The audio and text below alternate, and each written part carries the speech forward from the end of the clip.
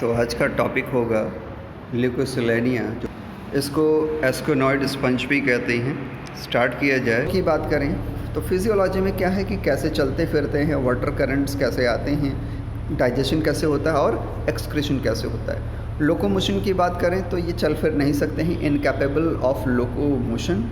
एक जगह ये टिके रहते हैं, सबस्ट्रेटम से जुड़े होते हैं और होल्ड फास्ट आप कह सकते हैं, जो नीचे वाला हिस्सा है उससे वो अटैच रहते हैं, जिस भी सबस्ट्रेटम पे रहते हैं, चाहे वो पत्थर हो या कोई और सरफेस हो, उस पर स्टिकली ये चिपके रहते हैं। वाटर करंट की बात करें तो ये बहुत ही इम्पॉर्टेंट है स्पंज के लिए, क्योंकि इसके बिना स्पंज की लाइफ आधी अधूरी सी है। So vital life process of the sponges are depend on a continuous uninterrupted flow of water through the porous body. और अगर इसने अभी तक तो ये बहुत अच्छे से समझ लिया कि पोर के थ्रू अंदर जाते हैं, ऐसे पोर को हम ऑस्टियम या ऑस्टिया कहते हैं। और बॉडी के अंदर जाने के बाद फिर ये ऊपर की ओर माउथ लाइक स्ट्रक्चर है जो ऊपर, जिसको कि ऑस्कुलम कहते हैं, यहाँ से ये वाटर बाहर निकलता है। तो एक पर्टिकुलर डायरेक्शन में ही ये बार बार मूव करते हैं। तो ये वाटर करंट सिस्टम हो गया, वाटर करंट के जाने का, और इसको कैनाल सिस्टम कहते हैं। इस तरह का एक सिस्टम आपको इकाइनोडर्मेटा में देखने को मिलेगा, लेकिन वर्ड डिफरेंट होगा, इसलिए डोंट बी कंफ्यूज। डाइजेशन की बात करें, फूड कंटेंस चिफली द प्लैंक्टॉन्स, जो माइक्रो ऑर्गेनिजम्स होते हैं, वो खासकर फाइटोप्लैंक्टॉन्स और जू प्लैंक्टॉन्स जो पानी में होते हैं। कुछ ऑर्गेनिक पार्टिकल्स होते हैं जो स्पोर से आ सकते हैं। अब उनका डाइजेशन कोइनोसाइट्स जो करती हैं वो उनको कैप्चर करती हैं और उनका प्रॉपर डाइजेशन करती हैं। हर एक कोइनोसाइट अलग अलग डाइजेशन करती है, इसीलिए ये टिश्यू में कन्वर्ट नहीं हो पाया। ये मल्टीसेलुलर स्ट्रक्चर तो है, लेकिन अभी तक ये टिश्यू में कन्वर्ट नहीं हुआ, क्योंकि यहाँ पे जो कोइनोसाइट है, सभी के सभी कोइनोसाइट अलग अलग अपना डाइजेशन और फंक्शन का प्रोसेस कंप्लीट करती हैं, जबकि टिश्यू ग्रेड में ऐसा होता नहीं है। वहाँ सभी की सभी सेल मिल करके एक फंक्शन को परफॉर्म करते हैं। Is it clear? तो डाइजेशन में सबसे ज़्यादा हेल्प कौन करता है? कोइनोसाइट्स। फिर amoebocyte receive partially digested food from the choanocyte and complete the digestion and distribute the digested food from cell to cell by diffusion. ठीक है, तो बाय डिफ्यूज़न ही सेल टू सेल इसको आगे बढ़ाया जाता है, ये क्लियर हो गया। इसके बाद amoebocytes digest the food intracellularly within their food vacuoles. In अपने फूड वैक्यूल के अंदर अमीबोसाइट कंप्लीट डाइजेशन कर देती हैं। ठीक है, तो अब दो सेल कौन कौन सी होगी? कोइनोसाइट एंड अमीबोसाइट, ये याद रख लेंगे डाइजेशन में। The reaction of food vacuole is at first acidic and later alkaline. शुरू में एसिडिक होगा, बाद में एल्केलाइन होगा, तो इस पॉइंट को भी आप नोट कर लीजिए, है ना। अनडाइजेस्टेड फूड जो फूड होगा, जो भी रेजिड्यू होगा, undigested residue is eliminated by the amoebocyte into the spongocoel, और स्पंजोसेल से फिर ये ऑस्कुलम के थ्रू, वाटर करंट के थ्रू ये बाहर निकल जाएगा। रेस्पिरेशन की बात करें तो ये जनरल बॉडी सरफेस वाली रेस्पिरेशन की कंडीशन है, क्योंकि यहाँ तो सब सेलुलर लेवल ऑर्गेनाइजेशन है। तो respiration involves the exchange of oxygen from sea water and CO2 produced within the cell. CO2 बाहर निकल जाएगा और O2 पानी से फिर अंदर, यानी सेल के अंदर आएगा, और इस तरह से डिफ्यूज़न के थ्रू एक्सचेंज होता रहता है। एक्सक्रीशन की बात करें तो सिंपल सी बात है कि एक सेल के अंदर जो भी एक्सक्रीटा बनेगा, और ये क्या है, चीफली अमोनिया प्रोड्यूस करने वाले एनिमल्स, तो याद कर लेना भैया, ये अमोनिया प्रोड्यूस करते हैं और सिंपल डिफ्यूज़न करते हैं, पानी के अंदर है, बाहर निकल जाते हैं। Is it clear? अब आपको नीचे यहाँ पे जनरल बॉडी सरफेस का स्ट्रक्चर दिखाया गया है, इसको थोड़ा आगे हम और एनलार्ज कर लेते हैं। Yes, you can see here H2O अंदर आता है कैनाल के थ्रू, और फिर ये ऊपर ऑस्कुलम के थ्रू निकल जाता है।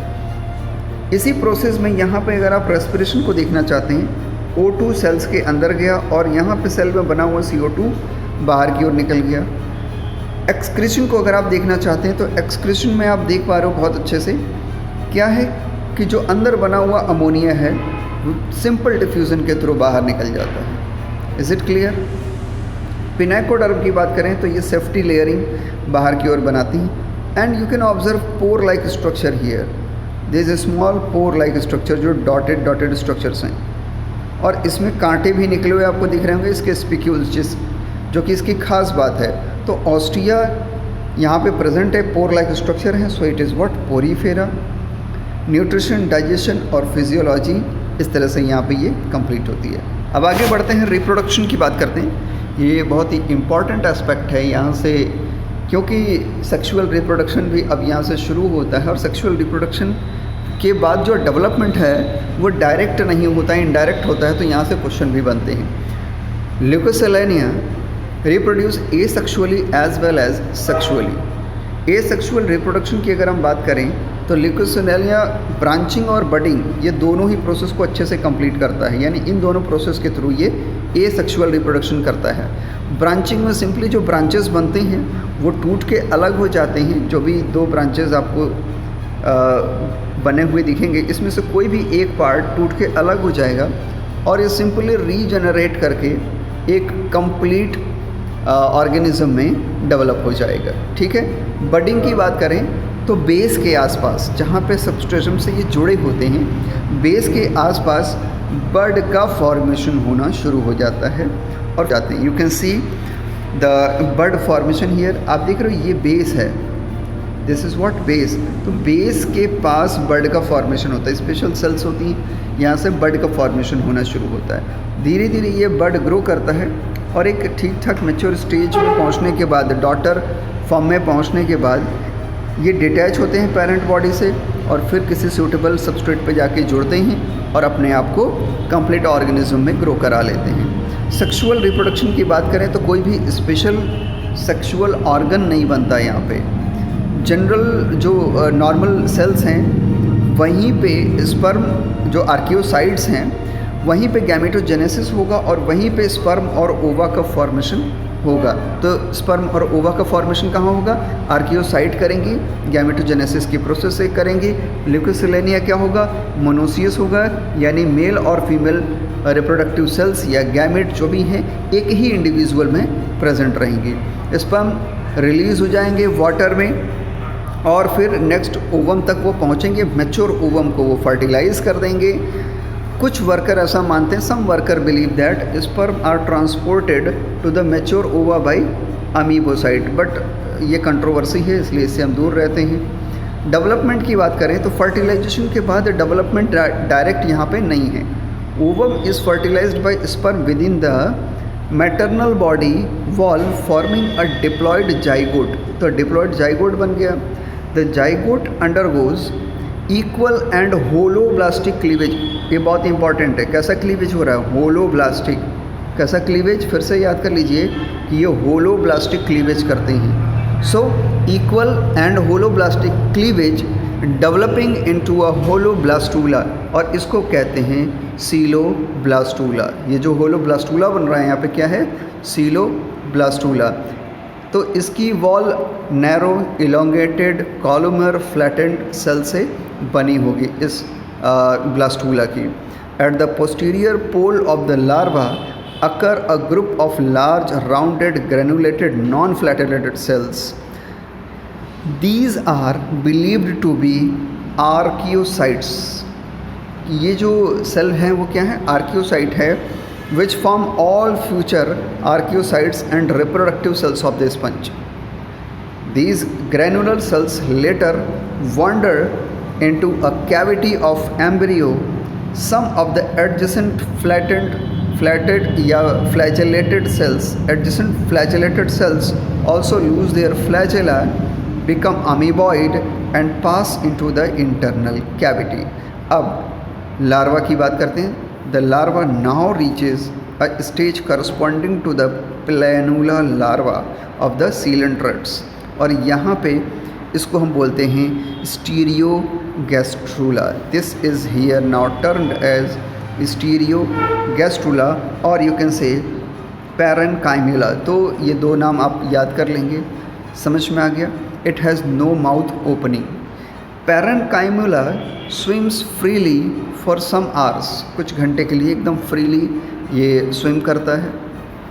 Then it become fix to the anterior pole. अपने एंटीरियर पोल से ये किसी सबस्ट्रेटम पे जाके जुड़ जाएगा। Most of the amoeboid cells migrate to the external surface. बाहर की ओर, ठीक है, passing between the flagellated cells and form the pinacoderm. अब यहाँ पे क्या बनाते हैं, पिनेकोडर्म बनाते हैं, और उसके अंदर जो सिक्रेशन वाला पार्ट होगा वहाँ पे बनेगा mesenchyme. Flat becomes the coenocyte. जो अंदर की ओर फ्लैजेलेटेड सेल बच गई थी, जो एनक्लोज्ड हो गई बाहर के लेयर से, अब वो किस में कन्वर्ट हो गई, कोइनोसाइट में कन्वर्ट हो गई। बीच में एक सेंट्रल कैविटी बनता है जिसको स्पंजोसील कहते हैं, और वो धीरे धीरे साइज़ में इंक्रीज़ हो जाता है, और इस तरह से ये डेवलपमेंट पूरा होता है। तो इस तरह से ये जो बीच में कैविटी बनती है, स्पंजोसील बनती है, ये बाहर की ओर ऑस्कुलम के थ्रू खुलती है, ऑस्कुलर फ्रिंजेस के through. Is it clear? Certain non-flagellated cells in the wall of sponges, और you can say the porocyte become perforated, और ये ऑस्टिया या पोर बनाते हैं जिसको इनकरेंट पोर भी कहते हैं। Monaxon and tri radiate spicules are secreted by the scleroblast, और you can say the modified amoeboid cells, modified amoeboid cells, और ये क्या करते हैं, उनकी सेफ्टी का काम करते हैं। Within a few days of its attachment, the larva is converted into adult ascenoid sponge। और पहले मेल और फीमेल गैमेट के फ्यूज़ होने से जाइगोट बनता है, जो कि एक सिंगल सेल स्ट्रक्चर है, और उसके बाद ये 2 सेल्ड स्ट्रक्चर में कन्वर्ट होता है। सब्सिक्वेंटली डिवाइड होकर 4 सेल्ड स्टेज में ब्लास्टोमियर्स बनते ही चले जाते हैं, फिर 8 सेल्ड स्टेज में, फिर 16 सेल्ड स्टेज में। जब ये 16 सेल्ड स्टेज में आता है तो इसमें एक चेंज आता है, क्या कि ये 2 टीयर्स में अरेंज हो जाते हैं। जो 16 सेल्स हैं ये 2 टीयर्स में अरेंज हो जाते हैं, और उसमें से जो ऊपर वाली टीयर होती है वो छोटे छोटे सेल्स में कन्वर्ट होते हैं, जिनको माइक्रोमियर्स कहते हैं। नीचे वाले थोड़े जो होते हैं वो बड़े होते हैं, जिनको मैक्रोमियर कहते हैं। अब ये जो 16 सेल्ड स्टेज है ये फर्दर कन्वर्ट हो जाते हैं ब्लास्टूला स्टेज में, और ये अर्ली ब्लास्टूला स्टेज है जो ball dense ball like structure बना रहा है। इसके बाद बीच में कैविटी बनने शुरू होती है, और फ्लैजेला वाले सेल्स भी यहाँ बनने शुरू होते हैं, और एक कंप्लीट ब्लास्टूला में कन्वर्ट हो जाते हैं। और इस तरह से सीलोब्लास्टूला का आप स्ट्रक्चर यहाँ पे देख रहे हैं, जिसके बेस पे आर्कियोसाइट स्पेशल सेल्स का ग्रुप देख रहे हैं, जो फ्यूचर में जा कर के मीज़ोग्लिया और फर्दर हर तरह के सेल का डेवलपमेंट करते हैं। फिर इसके बाद यहाँ से गैस्ट्रुलेशन शुरू हो जाता है, और गैस्ट्रूला बनता है प्रॉपरली। फिर ये गैस्ट्रूला कन्वर्ट होके मैच्योर लार्वा में कन्वर्ट होता है, जिसको पैरेनकाइम्यूला लार्वा कहते हैं। तो आपको एम्फीब्लास्टूला, पैरेनकाइम्यूला यहाँ पे देखने को मिलेंगे ही, मतलब स्पंज की बात करें तो। फिलहाल यहाँ पे पैरेनकाइम्यूला लार्वा देखने को मिला। यही पैरेनकाइम्यूला धीरे धीरे यंग स्पंज में कन्वर्ट होता है, और फिर ये जब कंप्लीट मैच्योरिटी को गेन करता है तो ऑलिम्फस स्टेज में, यानी जिस तरह से कि रियल में प्रेजेंट होता है। तो ये हो गया सेक्सुअल लाइफ साइकिल की अगर बात करें तो ये सेक्सुअल लाइफ साइकिल हो गया। यहाँ पे आप देख रहे हैं कुछ डिफरेंट टाइप के मल्टीपल टाइप MCQs हैं, ये मल्टीपल चॉइस वाले क्वेश्चन, जो कि आपके कॉम्पिटिटिव एग्जामिनेशंस के लिए बहुत इंपॉर्टेंट होंगे। तो you can now solve these questions. जो भी पीछे पढ़ा गया उसी पे बेस्ड होंगे, आपको अलग से कुछ भी नहीं मिलने वाला है, ठीक है। थैंक यू वेरी मच, आप इसको सॉल्व करते रहिए।